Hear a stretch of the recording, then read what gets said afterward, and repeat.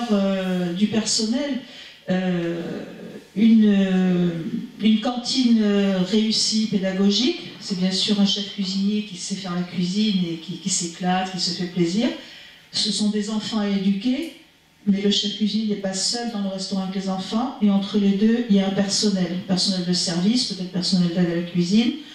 Je ne parle même pas du personnel de l'école, ou plus en amont du personnel territorial qui gère l'ensemble des cantines, c'est encore autre chose.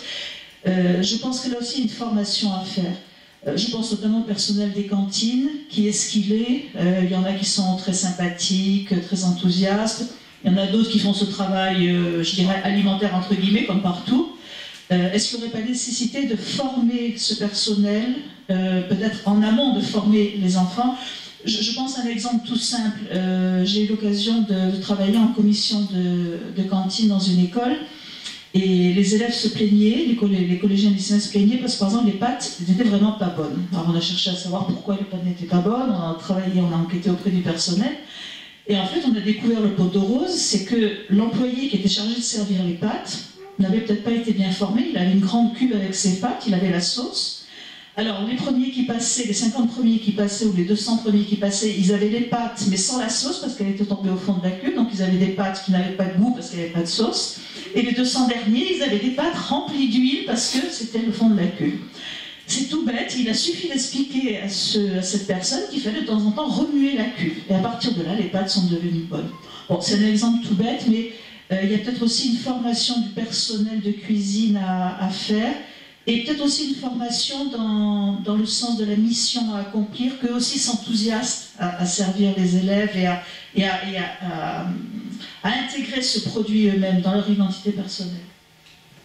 Donc en fait, la pédagogie, c'est pour tout le monde, c'est pour le chef aussi. Qu'est-ce que vous en pensez, Sébastien? Je pense déjà, moi, chef de cuisine, avant d'être cuisinier, en rentrant dans une cuisine de collectivité, je dois être gendarme, psychologue et après cuisinier. Voilà. On peut faire de la très bonne cuisine, mais si on a une équipe qui n'a pas envie, il faut fédérer l'équipe. Et ça, c'est pas facile. Et des fois, dans les cuisines, il n'y a pas forcément des gens qui sont cuisiniers. Il y en a qui sont aides de cuisine, mais peut-être qu'ils étaient lingères, ou on leur demande ce qu'est un pané ou une racine de persil, ça pas ce que c'est.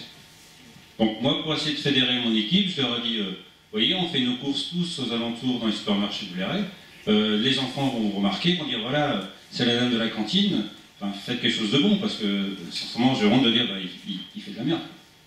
Donc il faut fédérer son équipe et faire attention à tout moment, comment la personne sert, si elle a le sourire. Et enfin, c'est important l'accueil. En fait, il faut faire adhérer tout le monde à cet esprit. Exactement. Tu veux réagir? Oui, enfin, on va dire ce qu'il a dit, la restauration, c'est une affaire de femmes et d'hommes. Donc vous avez beau avoir des marmites, des fourneaux, tout ce que vous voulez, c'est eux qui vont faire vivre le repas. Ce sont des ATSEM et des animateurs. Donc le fait de faire des repas à thème va vous permettre d'identifier que l'activité que vous faites professionnelle, rémunérée, devient un plaisir. Et à partir de là, l'adhésion, elle est tout de suite trouvée. Il n'y a vraiment aucun souci. À la mairie de Saint-Genevois, effectivement, on a fait cette formation, mais au lieu de faire une formation par identité, c'est-à-dire les ATSEM d'un côté, les animateurs de l'autre et la restauration, on a dit on va faire une formation pour les trois ensemble. Donc on les a mis tous autour de la table. Et du coup, le langage s'est tout de suite déployé, parce qu'ils ont dit oui, mais vous faites ça, mais nous, ça nous pose un problème. Ah! Donc du coup, chacun a exploité les problèmes, a expliqué les difficultés dans le cadre de son activité professionnelle qui était effectivement transversale à un moment donné. Il a dit mais comment peut-on faire pour faire mieux et quel est l'objectif attendu? Si on ne leur explique pas, et vous avez tout à fait raison, si on ne leur explique pas, on ne risque pas d'avancer. Et ce travail a été fait, et du coup, aujourd'hui, les ATSEM, les animateurs, et le personnel qui était souvent dévalorisé d'ailleurs, hein, le personnel de cuisine, du coup se parlent, et véritablement ils agissent ensemble. Un exemple très concret, on a vu du poisson tout à l'heure. Moi la première fois, je dis tiens, on va arrêter de faire du surgelé, on va faire du poisson frais. Je peux vous dire que la première fois que j'ai fait du poisson frais, les ATSEM m'ont téléphoné de mon bureau, m'ont dit le poisson il n'est pas cuit. Et du coup c'était du poisson frais, effectivement, ils avaient l'habitude d'avoir du poisson surgelé, cuit, fond, enfin bref. Du coup ils avaient un poisson qui était beaucoup plus tendre, beaucoup plus moelleux. Ils m'ont dit mais il n'est pas cuit, ça ne va pas le faire. J'arrive. Vous voyez, enfin, vous voyez, alors que c'est une erreur de ma part d'ailleurs, hein, il aurait fallu que je fasse comme mon collègue, c'est-à-dire leur faire goûter du poisson cuit, et donc, enfin cru, pas cru, excusez-moi, frais et surgelé, et leur dire, vous voyez, qu'est-ce que vous en pensez? Et seulement après le mettre en œuvre. J'ai fait le sens inverse, raté, c'est une erreur de ma part, mais voilà, c'est vraiment de l'éducation qu'on doit faire avec les ATSEM, les animateurs, et le personnel aussi qui sert, et c'est vrai que c'est un travail encore plus compliqué probablement au lycée et au collège, parce que là on a d'autres contraintes avec des gens qui interviennent qui ne sont pas du tout de la profession. Hein. Le cuisinier il est là, certes, mais à un moment donné, c'est le jardinier qui vient faire la plonge. Hein, ça commence à devenir compliqué. C'est exactement la réalité ce que je vous dis. Hein. C'est pas de l'utopie là. Hein. Alors justement, peut-être pour réagir à ce que disait Michel. Alors Michel a totalement raison. Voilà, alors Michel a totalement raison. On pourra aborder, enfin présenter un petit film à ce propos, mais c'est une approche globale. Le prix, on s'en fiche, chef. Mais oui, c'est vrai. Sincèrement, enfin, j'exagère un peu évidemment. Mais le prix n'est pas la résultante intéressante. Avec le même prix, parce que moi j'ai audité plus de 150 collèges et lycées dans le Nord-Pas-de-Calais, avec le même argent, donc, parce que ça venait de la même région ou du même département, le résultat d'un assiette il est complètement différent d'un établissement à un autre, avec la même valeur financière. Donc, c'est juste ce que vous mettez dans la poche? Ben, non, du tout, parce que c'est la même région et le même département qui donne le même argent dans chacun des établissements. Sauf que le gars qui est aux commandes, qui est en train de faire de la cuisine, ben, il ne pratique pas de la même manière. Et du coup, à l'arrivée, ben, l'assiette, c'est complètement différent, avec le même budget. Vous voyez, donc, avec le même budget, vous pouvez faire très bien ou très mal. Alors évidemment, je vous l'accorde, si j'ai 3 euros ou 4 euros, je ne fais pas tout à fait le même produit. Mais ça ne veut pas dire que le résultat sera satisfaisant avec 4 euros au lieu de 3. Vous voyez ce que je veux dire? Donc c'est pas, sincèrement, c'est pas l'argent qui fait le bonheur. Ça je le sais, mais l'argent en tout cas ça fait l'alimentation. Ça fait pas tout malheureusement, croyez-le bien. C'est encore mon collègue qui est à côté, pas moi parce que je suis cuisinier d'origine, mais je fais plus ça. Je suis aux mallettes d'un restaurant plutôt que dans le fourneau, mais c'est eux qui font. C'est même pas moi, c'est eux. Pour revenir juste à la question, parce que l'argent, je pense qu'on a compris, mais c'est pas le débat, plutôt la politique de l'établissement par rapport justement à l'éducation. Oui, la politique pédagogique, éducation, d'achat. Vous l'avez dit tout à l'heure, la politique d'achat. Qu'est-ce que vous achetez? Quelle est la valeur produit que vous voulez acheter dans l'assiette? Est-ce que vous voulez acheter du bleu blanc cœur, des produits de signe de qualité, des produits bio? Quelle est l'influence que votre achat va avoir sur le territoire? Monsieur, quand vous l'avez dit tout à l'heure, moi j'achète des produits bio, locaux, je fais vivre un territoire. C'est-à-dire, grâce à moi, un producteur céréalier devenu meunier, il est maintenant, il a ouvert sa boulangerie et il vend du pain bio sur un petit village à côté de Paris et il fait vivre un territoire grâce au volume que je lui achète. C'est super.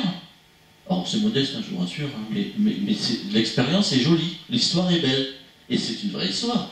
Alors je ne veux pas changer le monde hein, entre nous, acheter que des produits de proximité ne fera pas, d'ailleurs c'est pas possible, je ne pourrais pas nourrir 3 milliards de repas par an, hein, c'est la restauration collective, 3 milliards de repas par an, 10 millions par jour. Juste avec des produits de proximité, ça ne marche pas.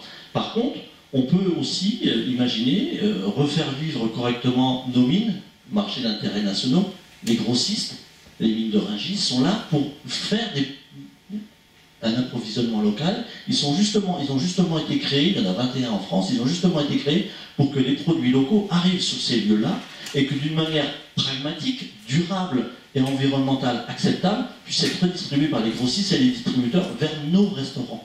Ça, c'est le schéma le plus durable qui existe en France. La Dame Layeder dit, il n'y a aucun intérêt d'acheter un produit local, c'est pas viable, c'est pas crédible et c'est pas durable. On a 2500 références. Si j'ai 2500 camions qui viennent me livrer demain matin, ça va être compliqué. Et le dernier kilomètre est le plus difficile à gérer, en termes de développement durable. Hein. Et donc du coup, voilà, il y a des schémas qui existent, hein. C'est ni plus ni moins que des coopératives, les mines, soyons très clairs. C'est des lieux où on approvisionne, où on recense l'ensemble des produits d'un territoire pour les relivrer de meilleure façon qu'ils soient. Voilà. C'est tous ces travaux-là que l'on mène avec d'autres acteurs pour qu'on donne du sens, mais du vrai sens, du sens pratique à notre alimentation en France et développer nos territoires à travers des nouveaux produits, refaire vivre nos producteurs locaux, parce que c'est vrai que quand ça vient de l'étranger, on a des difficultés à savoir la provenance, la traçabilité, l'origine, et peut-être même l'intérieur même du produit. Vous avez vu, parler tout à l'heure, enfin ce matin, des boîtes de conserve où il y avait du plomb, etc., etc. Voilà, c'est des vraies problématiques de certains industriels, mais tous les industriels ne sont pas mauvais, hein, on a besoin d'eux. Hein. Est-ce que, justement, dans la continuité, on va voir le... Alors, nous, on a travaillé avec la Fondation Nicolas Hulot pour accompagner les structures de développement, dans le cadre du développement durable et dans un cadre global. De nouveau, ce n'est pas un petit bout de la languette qu'il faut prendre, c'est toute la languette pour avoir une bonne vision. Et pour ça, on accompagne les structures, et je ne veux pas en parler, vous allez vous regarder, ça dure 2 minutes 30, voyons ce qu'on peut faire pour accompagner les structures en restauration collective. Qu'est-ce que la démarche Mon Resto Responsable? La restauration collective sert chaque jour 8 millions de repas dans les cantines scolaires, les entreprises, les maisons de retraite ou encore les hôpitaux. De nombreux restaurants collectifs souhaitent devenir plus responsables, en réduisant le gaspillage de nourriture, en proposant à leurs convives des produits sans pesticides et en travaillant avec des producteurs locaux, le tout sans augmenter le prix des repas. Pour les aider, la Fondation Nicolas Hulot et le réseau Restoco ont créé, avec de nombreux partenaires, la démarche Mon Resto Responsable. Le restaurant qui s'engage dans cette démarche doit d'abord compléter un questionnaire d'auto-évaluation qui lui permet de faire le point sur ses pratiques en matière de développement durable. Il peut ainsi voir quels sont ses points forts et ce qu'il doit améliorer. Puis, un professionnel de la restauration collective, également engagé dans la démarche, effectue une visite technique dans le restaurant afin de discuter de ses pratiques. Ensuite, l'équipe du restaurant se réunit pour choisir collectivement des pistes d'amélioration qui peuvent concerner, par exemple, la qualité des aliments et leur préparation, l'accueil, l'aspect éducatif des repas, la prévention du gaspillage, la formation du personnel du restaurant ou encore l'utilisation de produits d'entretien respectueux de l'environnement. À la suite de cela, le restaurant invite différents acteurs, des convives, des producteurs locaux, des élus ou encore des associations, à une séance publique d'engagement, durant laquelle il présente les pistes d'amélioration qu'il a choisies. Dès lors, il peut bénéficier du logo Mon Resto Responsable, qui lui permet de communiquer sur sa démarche. Le restaurant a ensuite entre 6 mois et 2 ans pour tenir ses engagements. Quand il estime avoir suffisamment progressé, il remplit à nouveau le questionnaire et reçoit une nouvelle visite technique. Cela va lui permettre d'évaluer sa progression, mais aussi d'envisager de nouvelles pistes d'amélioration. Enfin, il organise une séance participative de garantie, durant laquelle les différents acteurs décident collectivement si le restaurant a réellement progressé. Et si c'est le cas, il lui attribue une garantie qui sera réexaminée tous les 2 ans. Par la suite, le restaurant doit poursuivre ses efforts ou s'engager sur de nouvelles pistes d'amélioration de manière à conserver la garantie. Ainsi, la démarche Mon Resto Responsable est un outil destiné à aider les restaurants collectifs qui souhaitent proposer à leurs convives une cuisine saine, de qualité et respectueuse de l'environnement. Ce qui est intéressant dans cette démarche, c'est qu'elle est participative. C'est les acteurs du restaurant qui choisissent vers où ils veulent aller. Par contre, le référentiel, il existe et les démarches à monter existent. Chacun fera le choix qui lui est propre en fonction de ses obligations ou de ses impératifs. Donc c'est assez démocratique, je dirais. En tout cas, il n'y a pas de notation, il n'y a pas d'évaluation par un chiffre, et il n'y a pas de comparaison. C'est vraiment un enjeu personnel d'établissement. Voilà, et ça permet d'avoir un petit logo dans votre restaurant, mais surtout ça permet aussi de vous identifier sur un site et de faire en sorte qu'il y ait une vraie démarche de progrès dans votre établissement. Et là, il y a 4 piliers, dont l'alimentation, évidemment, mais pas que. Un exemple, avez-vous un compteur électrique dans votre établissement? C'est une des questions qu'on va poser dans le référentiel. Parce qu'évidemment, si on ne connaît pas la dépense des fluides, je ne vois pas comment on va s'améliorer en termes de développement durable. Question simple, vous voyez, c'est très simple, très basique. Voilà. Donc c'est pédagogique. C'est pédagogique. Exactement. En plus, c'est pédagogique parce que participatif. Je reviens sur ma question de tout à l'heure. Loin de moi l'idée de ne pas valoriser le travail d'un chef qui fédère une équipe, qui la forme et qui la transforme. Ce que vous avez raconté est formidable.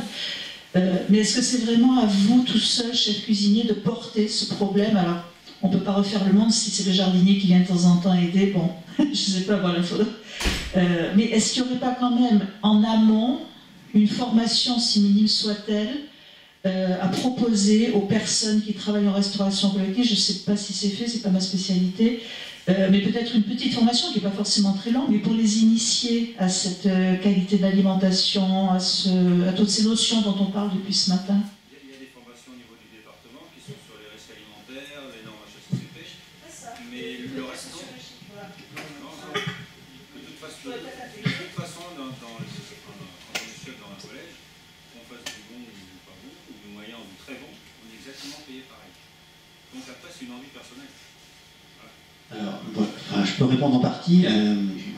Les formations en amont pour des personnes avec des approches professionnelles aussi diverses, moi j'en connais pas, disons, de formation complète qui correspondent à tout le monde. Par contre, les formations continues que les collectivités mettent en place, pour des équipes entières donnant un référentiel commun, une culture commune, autour de l'approche effectivement donc globale, c'est-à-dire la connaissance du public, de ses besoins, la connaissance des aliments, parce qu'effectivement, on ne l'a pas trop évoqué, mais chacun arrive dans une équipe avec sa propre approche, sa propre culture, sa propre histoire.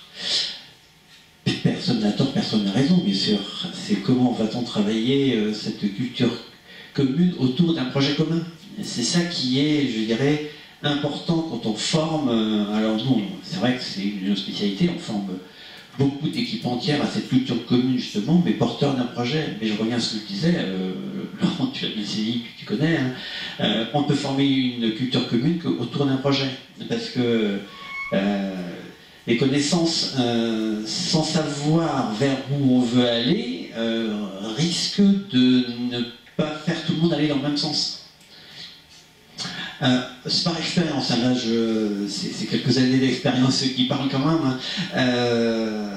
C'est bien, on sait où on veut aller, mais vous l'avez dit clairement, à la mesure où on sait, on veut travailler les questions de goût, les questions de développement durable, les questions de circuit court, de local, enfin les différents registres d'équilibre, etc. Je ne vais pas revenir sur tous les champs, mais c'est comme ça qui est important. Donc, on aura des formations par métier. Hein, évidemment, le jardinier n'aura pas de formation en hygiène ni en équilibre alimentaire, c'est pas dans son répertoire référentiel métier de départ, hein, mais c'est vrai que c'est la réalité dans les collèges et dans les lycées. Hein. Le premier degré, c'est un petit peu différent, parce qu'on va avoir les métiers de la petite enfance. Eric Le Pêcheur parlait des ATSEM.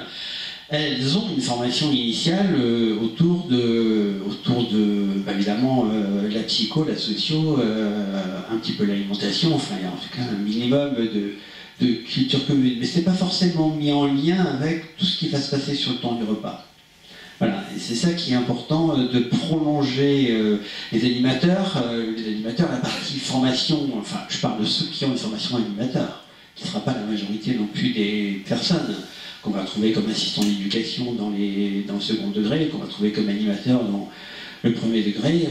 Il y a un petit module, mais c'est quelques heures. Hein. Enfin, quand je dis heures, c'est pas la peine de mettre un S.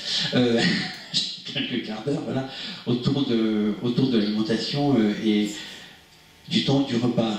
Mais c'est bien quand on est ensemble qu'on va travailler après une culture commune et collective. Et c'est ça qui, alors dans le petit schéma que Eric a présenté avec cette idée de on fait le point, ce qui fonctionne, les points forts, les atouts, on les conforte, et surtout les idées autour des faiblesses qu'on a identifiées, sur lesquelles on va avancer, en gardant cette habitude de revenir régulièrement faire le point et régulièrement se poser des questions pour savoir où sont les marges de progression qu'il y a encore.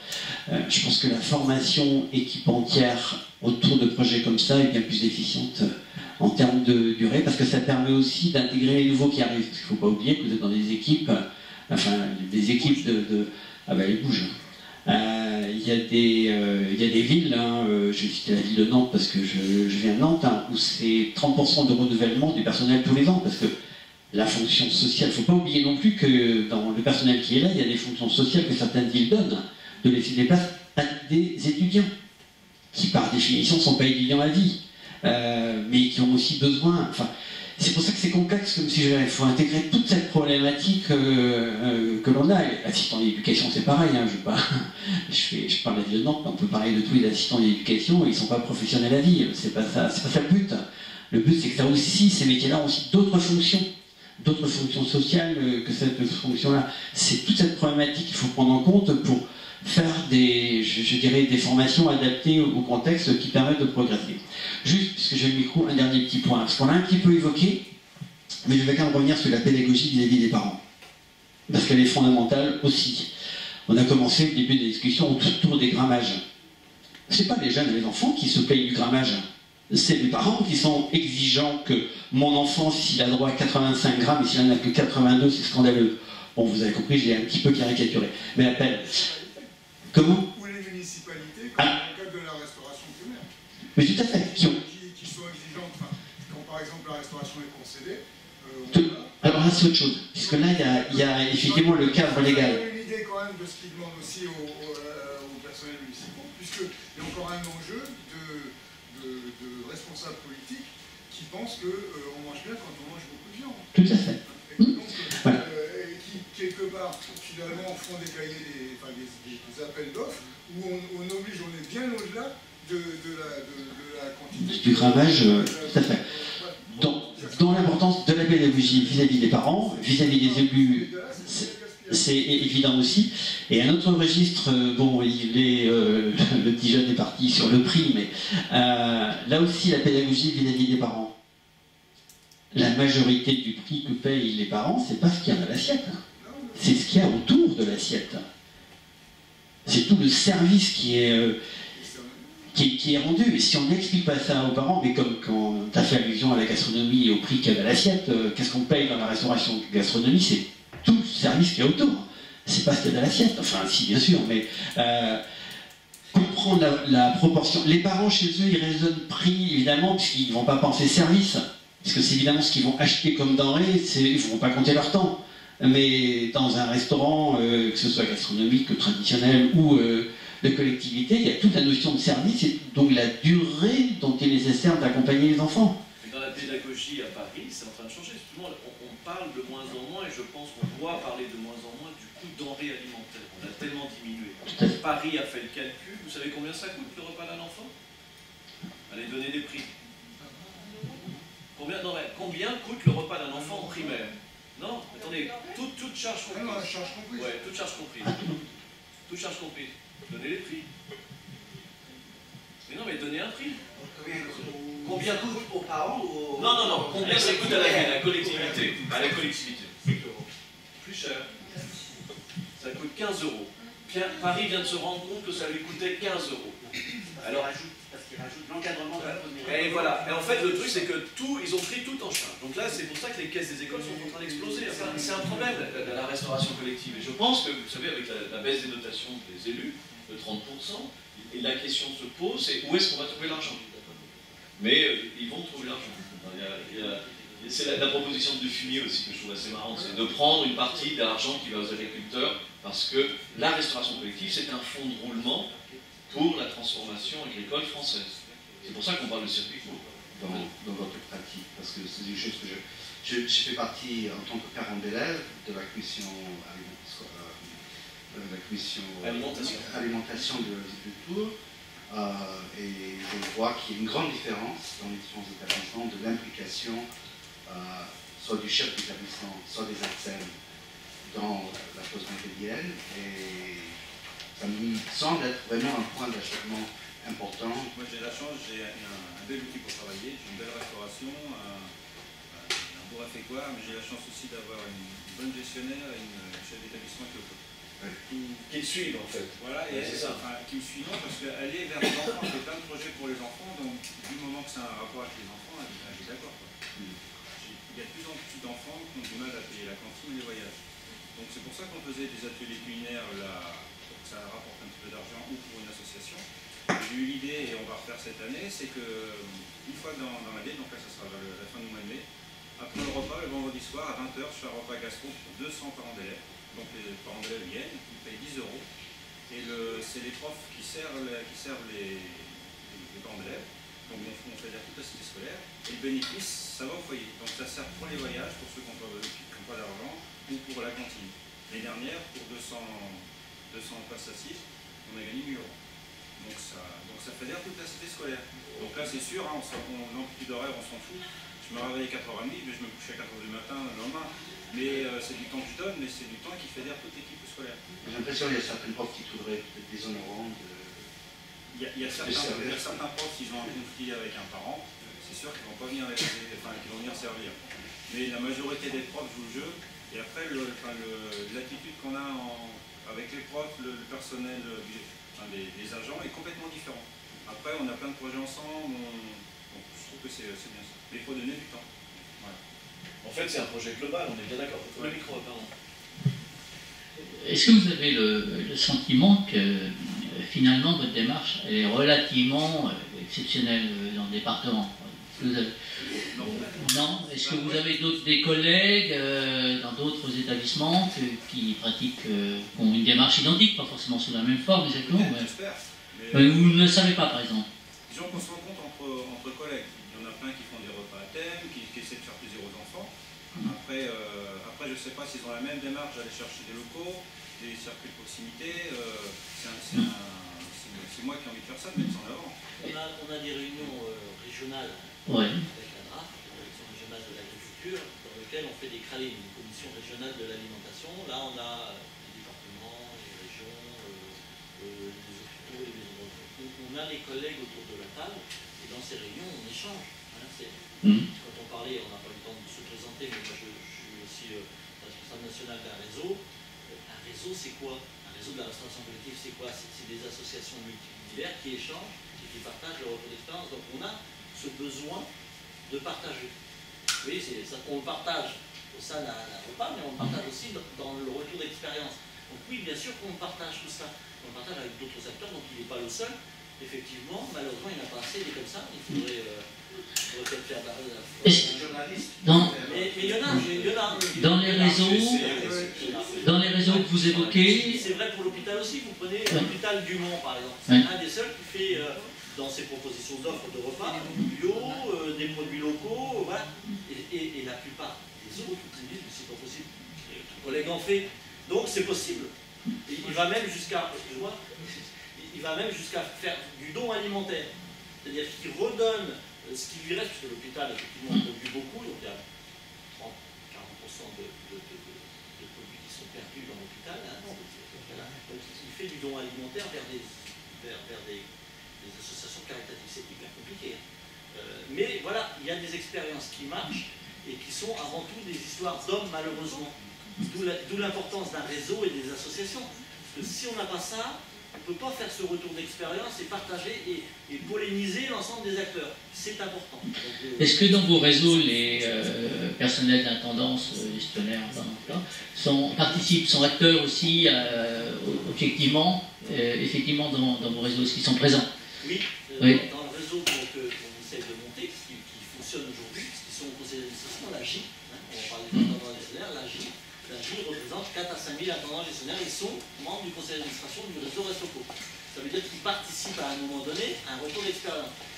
Est-ce que tous les intendants sont aussi motivés mais non. Je ne peux pas vous dire que oui, je serais mentir. Il y en a qui sont super, qui sont les premiers d'ailleurs à vouloir se tourner vers le chef et puis d'autres qui c'est pas leur souci. Il faut dire qu'entre nous, le repas pour l'intendant, c'est pas sa principale activité. Vous n'avez pas non plus lui jeter la pierre, mais il a autre chose à faire que du repas. Certains, là, moi j'étais intéressé par la question des fournisseurs, parce que d'après votre témoignage, on a l'impression que vous avez la main sur c'est vous qui pilotez cette question-là. Moi, un certain nombre d'établissements, y compris des établissements universitaires, ça relevait des services d'intendance et les cuisiniers. Le restaurant universitaire est géré par les CRUS. Cette année, depuis peu, c'est redevenu centralisé, c'est-à-dire qu'il y a un marché qui est fait pour l'ensemble des CRUS. Il n'y en a qu'un, c'est national. Avant c'était régional, maintenant c'est national. Donc aujourd'hui, je puis vous dire que les CRUS qui ont signé des contrats nationaux ont été volontairement vers des produits plus qualitatifs. Ils ont dit, nous on veut imaginer que les produits que je vais proposer à la carte, parce que c'est une offre, évidemment, il y a un recensement de produits qu'ils ont considéré, ils ont accepté l'idée, juste pour info, ils ont accepté l'idée de perdre 3 millions. En mettant dans l'offre de catalogue des produits de signe de qualité. Donc si il veut faire une morceau de signes de qualité sur le Crous, il peut. Après, il appartiendra à chaque gestionnaire de Crous, à chaque cuisinier de restaurant universitaire, de choisir ou de ne pas choisir. Hein. C'est pas parce que vous l'avez dans le catalogue que le gars va l'apprendre. Malheureusement, ça sera encore du ressort du cuisinier de prendre dans ce catalogue. Sur les produits bleu blanc cœur que vous connaissez peut-être, par exemple, le Crous en fait. Il les a référencés. Donc il a accepté l'idée que les cuisiniers pourraient plus dépenser le cas échéant. Mais je pense que je pense que c'est vraiment une approche globale, parce qu'on voit des intendants qui vont fonctionner, puis des intendants qui vont vraiment pas suivre le chef. Aussi, hein. Et le problème du Crous, là, tu as vu, ils sont quand même un peu épinglés. Voilà, des coups. Juste sur le coup, sur la posture d'un certain nombre de personnes, qui évidemment ne sont pas là, parce qu'ils ne viendront pas le dire, c'est qu'un certain nombre de gestionnaires, moins ils ont de convives, moins ils perdent de l'argent. Parce que dans toute structure, le prix facturé aux familles n'est pas le prix de revient. Donc plus c'est bon, plus il y a des enfants, plus il y a des jeunes, donc plus ça coûte cher à la collectivité. Ils ne le diront jamais. Non, mais il faut être clair. Il faut être clair entre nous. C'est bien. Donc les enjeux politiques qu'il y a derrière et les pressions que certains ont, elles sont comme ça. Donc, là, on peut le dire entre nous. Mais il y a une recherche. Oui, c'est pas grave, tout le monde sait ce que je dis. Donc c'est pas la première fois que je le dis. Vous avez touché une question quand même qui est très délicate. Lobbying des intendants. Non, c'est pas que les intendants. C'est les intendants, c'est ceux qui gèrent au sens. C'est parfois les élus, tout ça. C'est pas les intendants. C'est que certains n'ont pas forcément envie de voir plus d'enfants et de jeunes venir là parce que ça va leur coûter plus cher. À l'hôpital, c'est la même chose. C'est-à-dire que moi, je connais bien les hôpitaux, je prends celui d'Orléans par exemple. L'hôpital d'Orléans, c'est 2,20 € pour nourrir le repas du midi, plus le petit déjeuner ou goûter à 2,20 €.